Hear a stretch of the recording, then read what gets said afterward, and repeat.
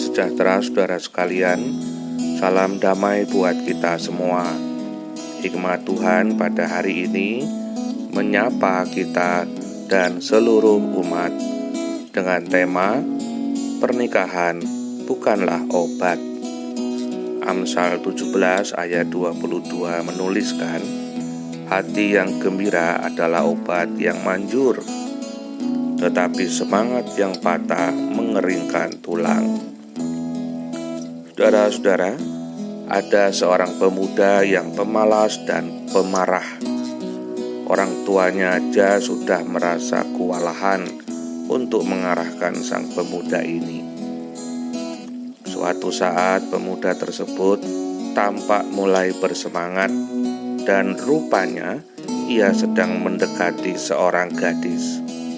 Ketika orang tuanya melihat perubahan yang terjadi, maka sang orang tua pun mendorong pemuda tersebut untuk segera menikah, dengan harapan pernikahan tersebut bisa membuat si pemuda ini berubah, karena dianggap sudah punya tanggung jawab. Yang tadinya malas bisa jadi rajin, dan yang tadinya pemarah bisa jadi penyabar. Dengan kata lain, pernikahan dipakai sebagai obat untuk mengubah kebiasaan buruk seseorang. Dan inilah kesalahan besar yang sering terjadi, yang tidak disadari, sehingga banyak anak menjadi korban karena pertengkaran orang tuanya, akibat kebiasaan buruk yang justru malah merusak dan tidak menjadi teladan. Bahkan suasana pernikahan pun bisa berubah menjadi seperti dalam neraka. Alkitab dengan jelas berkata, hati yang gembira adalah obat yang manjur. Jadi bukan pernikahan yang adalah obat, melainkan hati gembira. Hati gembira berarti sudah melepas segala kepahitan di masa silam. Hati gembira berarti sudah mengampuni dengan sungguh-sungguh. Hati gembira berarti selalu dinamis dan energik. Orang yang berhati gembira tidak akan bermalas-malasan. Ia akan selalu aktif dan rajin.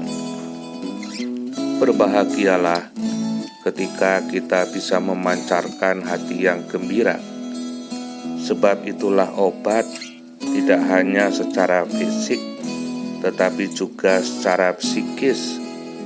Obat bagi pengembangan diri, obat untuk meningkatkan kinerja, dan juga obat untuk membangun relasi yang lebih baik. Mari kita berdoa. Bapa kami yang ada di sorga, biarlah kehidupan kami dimampukan untuk dapat menjaga kekudusan yang Engkau berikan di dalam Yesus Kristus. Ampunilah kami jika masih banyak kepahitan yang menumpuk dalam pikiran kami, sehingga hati kami sulit untuk merasa gembira.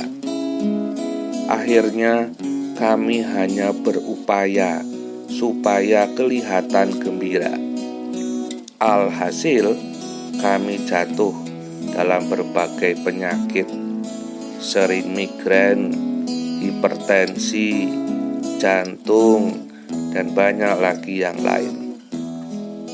Tolonglah kami supaya dapat melepas segala kepahitan yang ada, sehingga kami dikuatkan untuk dapat memancarkan hati gembira. Itulah obat yang manjur, tidak hanya untuk kami, tetapi juga untuk orang-orang di sekitar kami. Terima kasih ya Tuhan, Engkaulah Allah yang mempunyai kuasa dan kemuliaan sampai selama-lamanya. Amin. Semoga Tuhan memberkati kita semua. dan sampai jumpa pada renungan berikutnya.